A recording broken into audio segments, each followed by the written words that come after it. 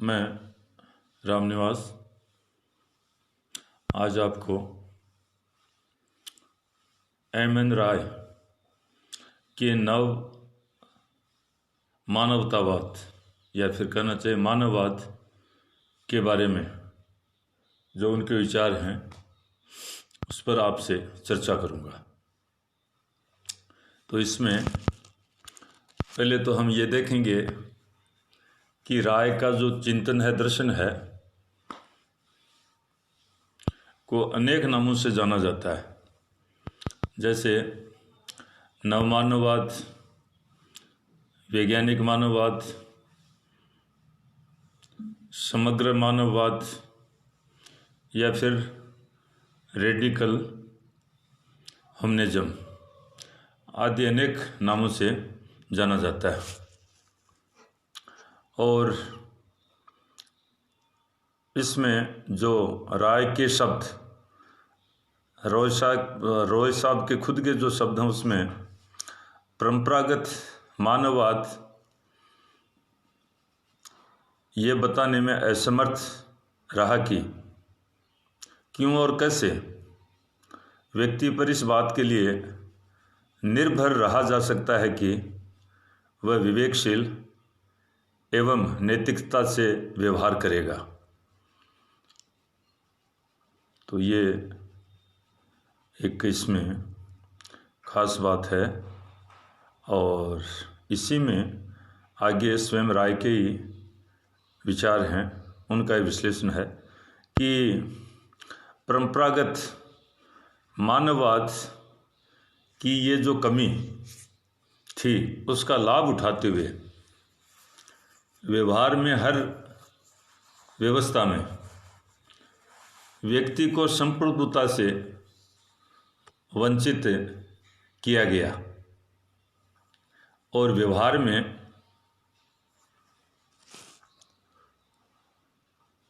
हर व्यवस्था में उसकी जो संप्रभुता है वो अन्य जो नामधारी हैं, संस्था हैं, उनको सौंप दी गई। और परंपरागत मानववाद की ये जो कमी थी इसको दूर करने का आज से ही न मानववाद का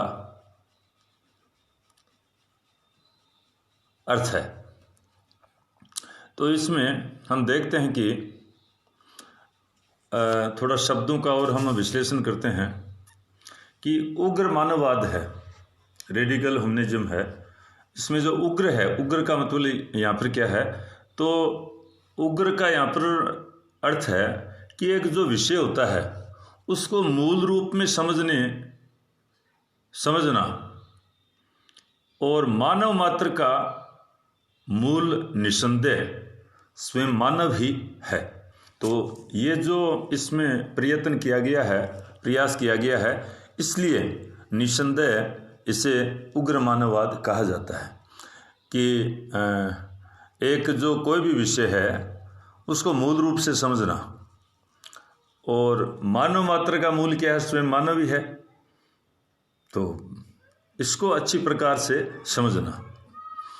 समग्र मानववाद वह दर्शन है जो विज्ञान की समस्त शाखाओं के माध्यम से मानव की प्रकृति के रहस्य को समझने का प्रयास करता है, प्राप्त अनुभवों को संश्लिष्ट कर मानव की समस्याओं का विश्लेषण करता है और एक स्वतंत्र, आत्मविश्वासी, प्रगतिशील मानव की संप्रभुता स्थापित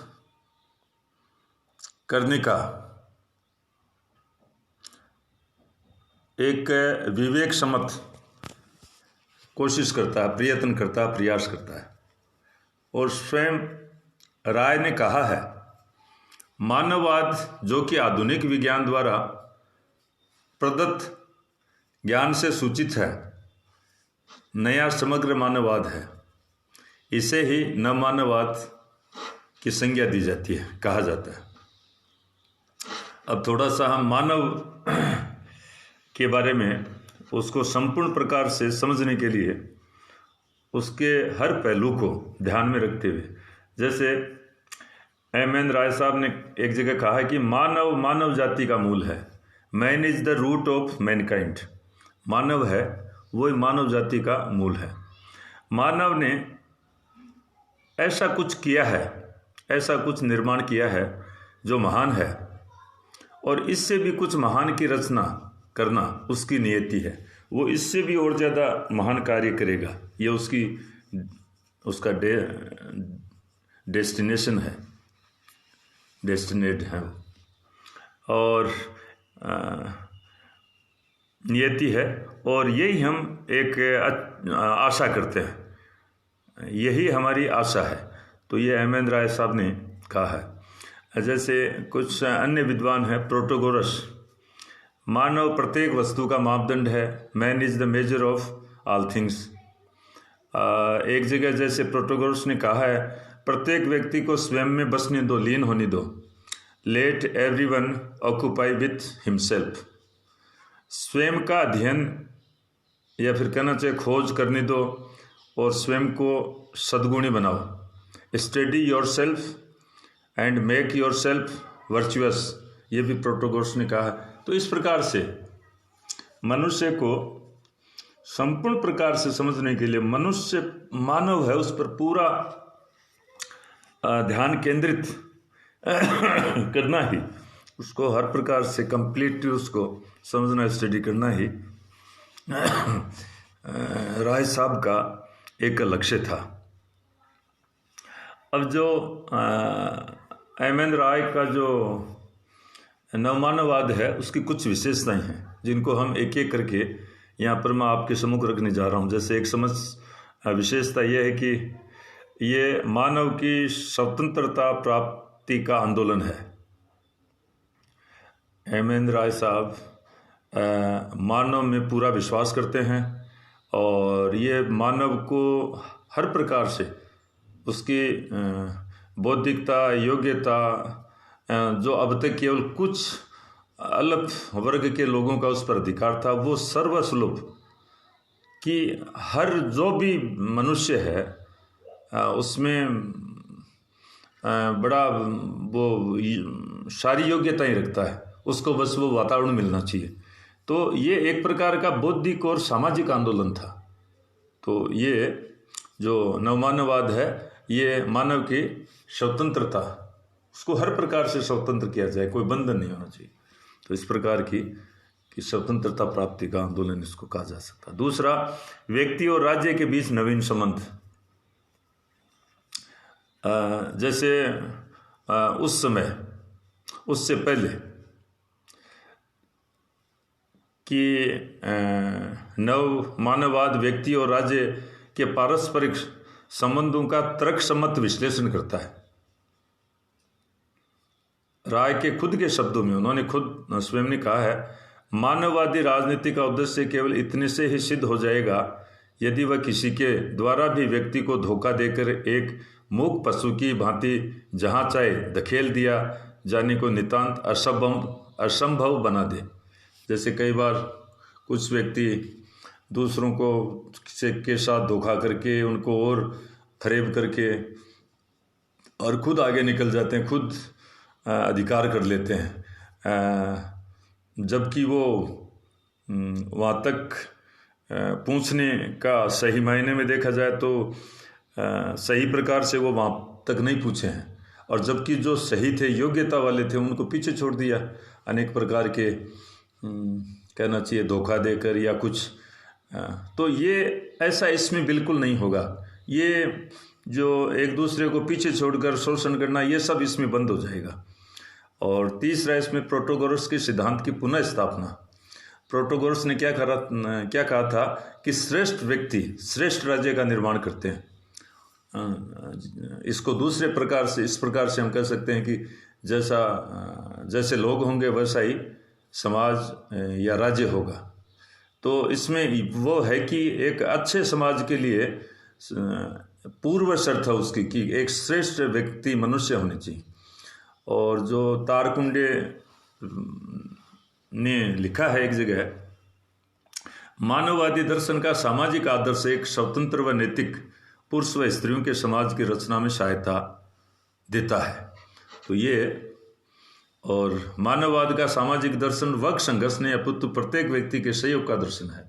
ये जो प्रोटोगोर्स का जो सिद्धांत है, इसमें जैसे कार्ल मार्क्स ने वर्ग संघर्ष की बात की और उन्होंने की इस प्रकार का, तो वो इसको बिल्कुल नहीं स्वीकार। वो तो सामाजिकता, पूर्ण सामाजिकता और सहयोग का उनका, कि प्रत्येक व्यक्ति आपस में एक दूसरे का सहयोग करते हुए जीवन बसर करते हैं, अपने जीवन विकास यात्रा करते हैं। तो इस प्रकार का बंधुत्व केवल इसमें नवमानववाद में देखा जाता है। और ये इस दर्शन का ये एक बड़ा काम है कि ये मानवता, बंधुत्व, प्रेम पर बड़ा बल देते हैं। अगला, समग्र आर्थिक विकास पर बल। कई लोग जैसे उन्होंने मनुष्य को एक आर्थिक इकाई के रूप में देखा, तो ये सिद्धांत उनके पूर्णतः विरुद्ध है।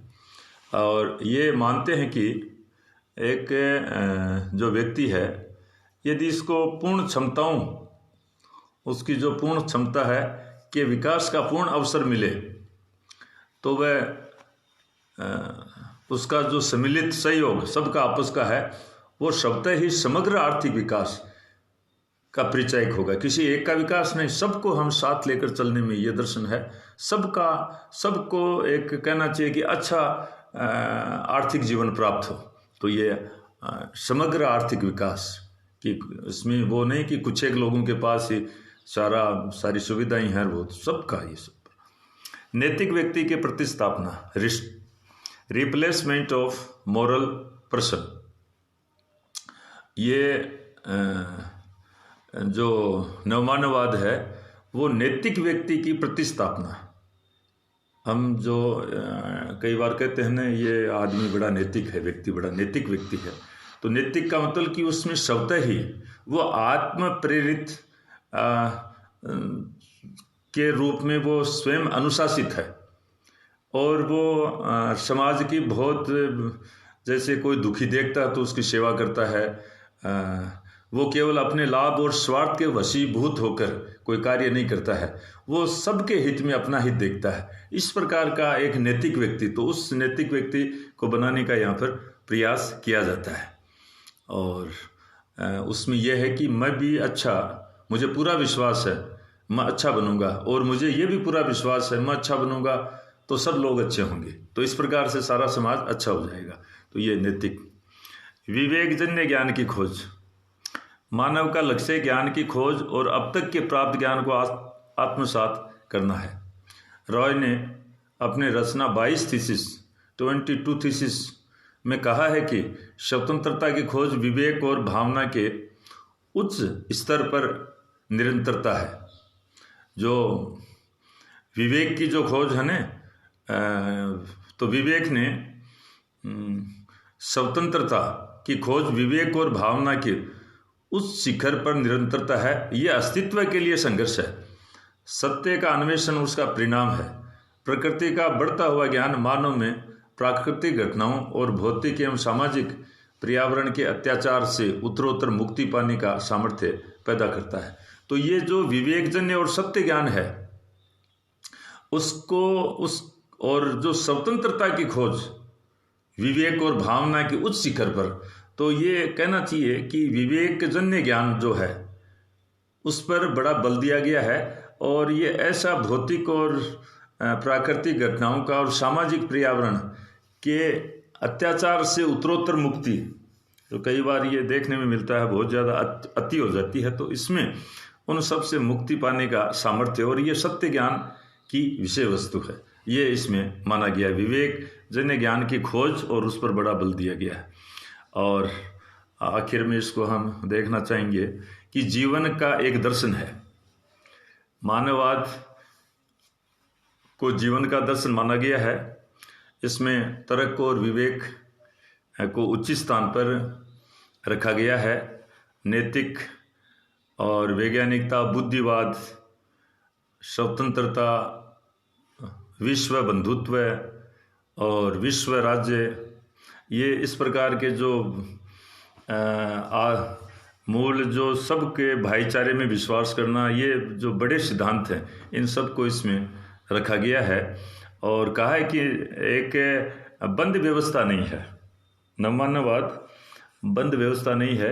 ये अनुभव विज्ञान पर आधारित होने से अनुभव और विज्ञान की प्रकृति के साथ साथ स्वतः विकसित होता चला जाएगा। और नवमानववाद का ध्येय मानव का पुनः मूल्यांकन करना ही है। तो इस प्रकार से जीवन का एक जो हम जीवन जी रहे हैं, और उस जीवन में हमें बहुत अच्छे अच्छे प्रकार से कार्य करने हैं, और उसमें जो गुणावगुण, हम केवल इसमें गुणों की बात करेंगे, तर्क, बुद्धि, बौद्धिकता, नैतिकता, स्वतंत्रता और विश्व बंधुत्व, ब्रदरहुड की वो भी बात करेंगे। तो इस प्रकार से, और विश्व है वसुदेव कुटुंबकम, मैं यदि ये कहना चाहूँ तो वो इसमें परिलक्षित है। तो इस प्रकार से ये, और ये जो मैंने आधार सामग्री के रूप में इस विषय बिंदु से जो आपके सामने रखा है, इसमें मुझे बड़ी मदद पी.के. चड्ढा साहब की पुस्तक और श्री राम वर्मा और पुखराज जैन साहब की पुस्तकों से बड़ा सहयोग मिला है। और आपने ध्यानपूर्वक सुना, इसके लिए आपको बहुत बहुत धन्यवाद। और मैं ऐसे आशा करता हूँ कि आपके पास यदि कोई से संबंधित कोई आपके विचार, कहीं कोई कमी रह गई हो तो मेरे तक प्रेषित करेंगे, मैं उनका स्वीकार करूंगा, सत्कार करूंगा। और आपको आपने ध्यानपूर्वक सुना, समझने का प्रयास किया, इसके लिए आपको बहुत बहुत धन्यवाद। और इसके साथ ही मैं मेरी वाणी को विश्राम देना चाहूँगा। एक बार पुनः आप सबका धन्यवाद।